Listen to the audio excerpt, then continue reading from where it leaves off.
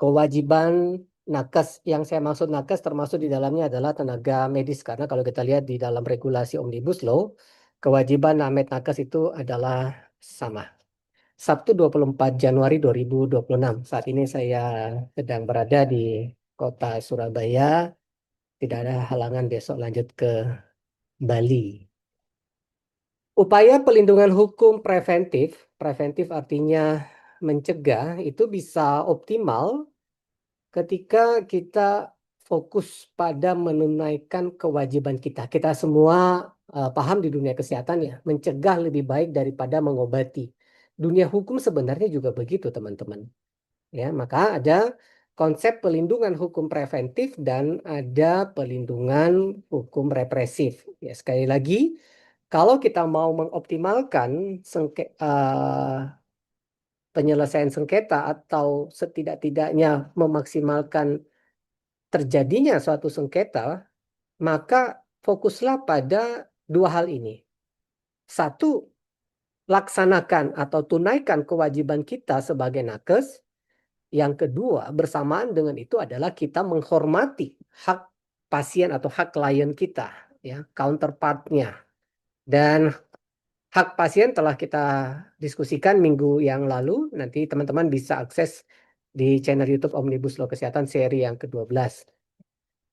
Dalam ilmu hukum, pengertian kewajiban itu adalah satu beban, ya, beban itu memang relatif tidak mengenakan, tetapi itulah yang diberikan oleh hukum kepada yang namanya subjek hukum. Apa subjek hukum? Silakan disimak minggu lalu. Ya. Jadi kewajiban itu sederhananya ada satu beban yang harus kita pikul, ya, yang diberikan oleh hukum. Otoritas hukum itu adalah negara kepada subjek hukum. Dalam hal ini kita sebagai nakes dalam relasinya atau dalam hubungannya dengan pasien kita. Nah, kewajiban nakes ini tentu tidak lepas dari kewajiban setiap orang. Ya, nakes adalah orang, maka kewajiban setiap orang di dalam Omnibus Law Kesehatan juga menjadi kewajiban nakes. Bahkan kalau lebih jauh ya, kewajiban warga negara itu adalah kewajiban nakes juga kan ya. Nah, nanti silakan dibaca saja, saya sudah tampilkan. Poinnya adalah yang mau saya highlight, bagaimana kita menjalankan kewajiban dengan menghormati hak orang lain dalam hubungan nakes pasien, ya.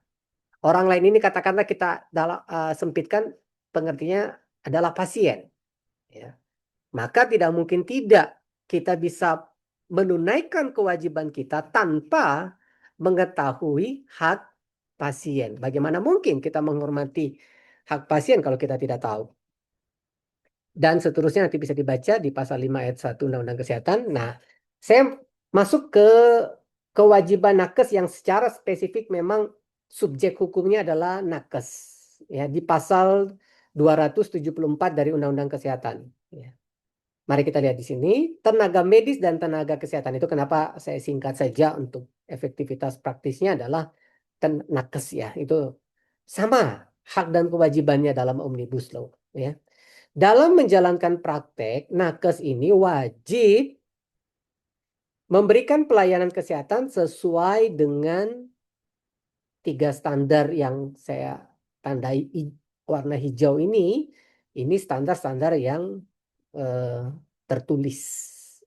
Ya, sebenarnya hari ini saya dan Dr. Rusdi mau berbagi tentang implementasi standar ini di lapangan, Mas. Saya kira perlu dibahas lebih lanjut karena masih banyak pemahaman kita yang sepertinya agak kaku ya melihat standar pelayanan ini gitu ya. Seolah-olah standar itu hanya yang tertulis, kalau tidak ada standar adalah suatu kelalaian.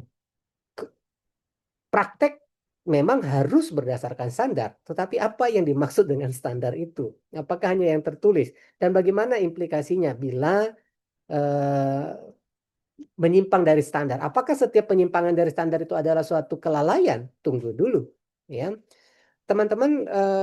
Isu ini sangat sangat penting untuk kita perhatikan, baik kita sebagai saksi apalagi sebagai ahli ketika dimintai keterangan oleh aparat. Ya, kalau saya katakan aparat, baik aparat penegak disiplin maupun aparat penegak hukum tentunya pada umumnya ya. Nah, itu saya berpikir di kelas drafting, saya setiap teman-teman yang mungkin baru kenal ya, setiap bulan itu saya memilih tema kecil tentang drafting hukum kesehatan ya. Kayak bulan Januari ini saya membahas tentang audit drafting yang akan berakhir besok Minggu malam. Bulan Februari saya rencana dengan beberapa teman membahas tentang saksi dan ahli drafting. Bagaimana ketika kita tampil sebagai saksi atau sebagai ahli, kita menuangkan di dalam tulisan dan menjelaskan, itu jangan sampai blunder. Kasihan. Dan pemeriksa itu baik aparat disiplin maupun aparat penegak hukum, penyidik kepolisian itu sangat terampil. Ya. Sementara kita tidak terlatih. Ya, ya memang bukan dunia kita, tetapi jangan juga kita polos-polos.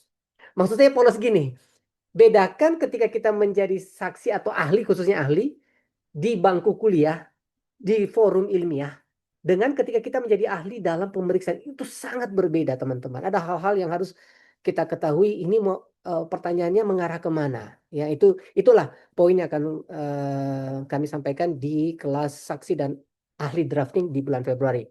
Nah, kalau kita lihat kewajiban nakes di sini dalam memberikan pelayanan, itu standarnya tidak hanya yang tertulis ini kan ya. Ada standar etika profesi dan ada standar kebutuhan kesehatan pasien.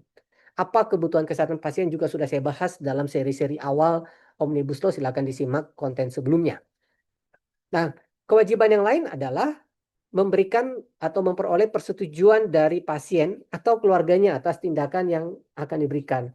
Masalah concern, masalah informed consent atau informed refusal ini isu yang sangat sentral di dalam apa perselisihan atau sengketa kesehatan ya. Dan kita tahu di pertemuan minggu lalu ya, saya sempat menyebut ada trilogi hak pasien. Salah satunya adalah informed consent ini. Dan sampai saat ini, kemarin saya perjalanan dari darat dari Jakarta ke Surabaya, ada aja pertanyaan seputar dan persoalan tentang consent ini. Ya, termasuk di dunia pendidikan ya, koas maupun PPDS itu concern hati-hati ya, supervisornya konsultannya hati-hati, harus juga mengedukasi karena apa yang dilakukan oleh koas atau PPDS itu juga terkait dengan tanggung jawab Anda sebagai supervisi atau supervisor atau konsultannya.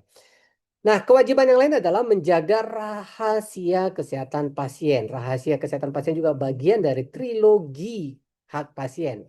Ya, rekam medis, kewajiban mencatat, ya, itu juga bagian dari konsep trilogi hak pasien. Merujuk. Nah, ini juga cukup banyak kasus, ya. Merujuk tanpa indikasi bisa masalah, ya. Atau juga tidak merujuk walaupun indikasinya seperti itu. Nah, ini harus clear di internal Vaskes ya. Kapan bila mana untuk melakukan rujukan. Nah, kewajiban nakes tidak hanya di pasal 274 dan yang saya sampaikan di pasal 275 ini tadi secara umum saya buka dengan ada kewajiban umum untuk setiap orang yang sudah ditentukan di pasal 5 ayat 1 ya. Belum lagi di pasal-pasal yang lain teman-teman. Jadi cukup banyak sebenarnya kewajiban nakes ini, tetapi yang memang diberi apa konsentrasi khusus apa yang saya sampaikan ini. Nah, ini perlu sekali untuk kita cermati karena dari sini ancaman pidananya cukup serius ya. Bahkan bisa sampai 10 tahun bagi pimpinan Vaskes. Saya kira kontennya sudah saya upload ya, teman-teman bisa simak di konten-konten saya sebelumnya. Di pasal 275, Namet Nakes ini punya kewajiban untuk memberikan pertolongan pertama.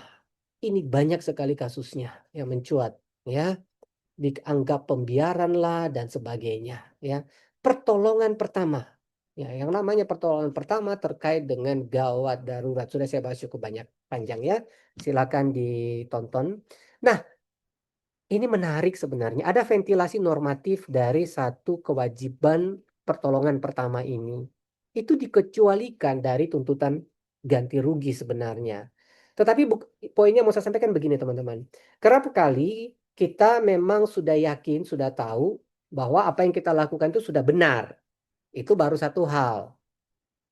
Hal yang kedua yang kerap kali kita kurang perhatikan adalah bagaimana membuktikan bahwa yang kita lakukan itu benar. Pembuktiannya kita sangat lemah, teman-teman, ketika di challenge. Nah, pembuktian itu saya singkat biasa dengan istilah 2T ya. Satu, tuliskan, dua, testiskan. Ya, saksikan. Nah, ada implikasi hukum, konsekuensi hukum bila kita mengabaikan kewajiban ini, teman-teman. Baik di ranah pidana, perdata, administratif, termasuk disiplin. Itu bagian dari penegakan hukum administratif. Substansi penegakan disiplin berangkat dari nilai-nilai etika profesi. Tetapi proses penegakannya dengan konsekuensinya itu bagian dari konsep hukum administrasi negara.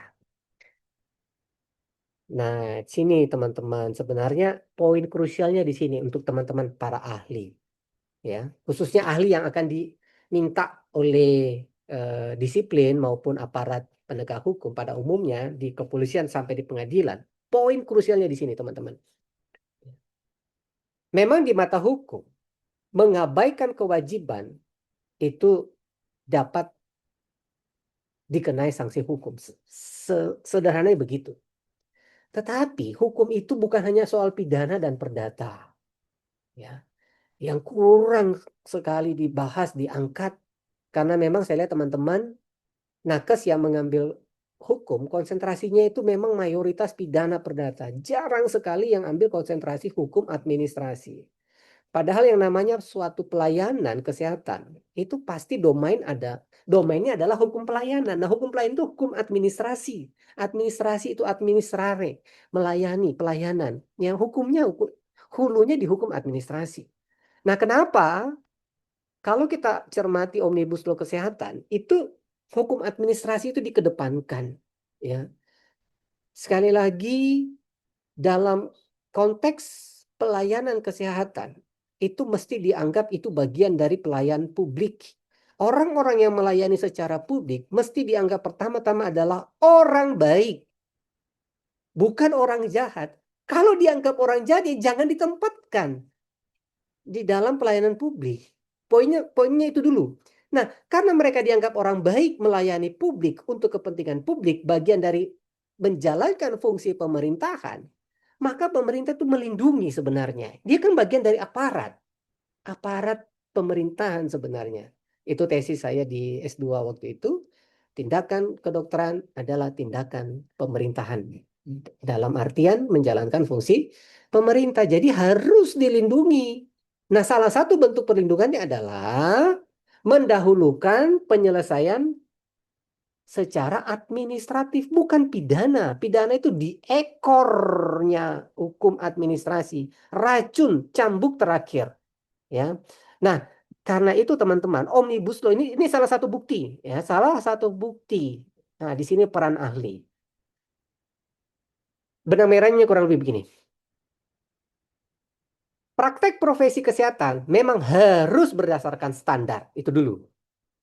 Tetapi standar itu tidak hanya tertulis. Ada standar yang tidak tertulis. Oke? Nah, kalau terjadi tanda petik dugaan penyimpangan dari standar, baik yang tertulis maupun tidak tertulis, maka yang menjadi prioritas untuk penyelesaian adalah administratif. Kapan lari ke pidana atau ke perdata itu membutuhkan pembuktian tersendiri. Karena itu sangat tidak masuk akal, teman-teman. Kalau majelis disiplin profesi melakukan pemeriksaan cuma beberapa jam satu hari, langsung merumuskan rekomendasinya karenanya dapat masuk kategori perbuatan melawan hukum, melanggar hukum. Silakan konsultasi sama ahli hukum, statement seperti itu. Itu sangat-sangat tidak rasional. Hukum itu logis, ya.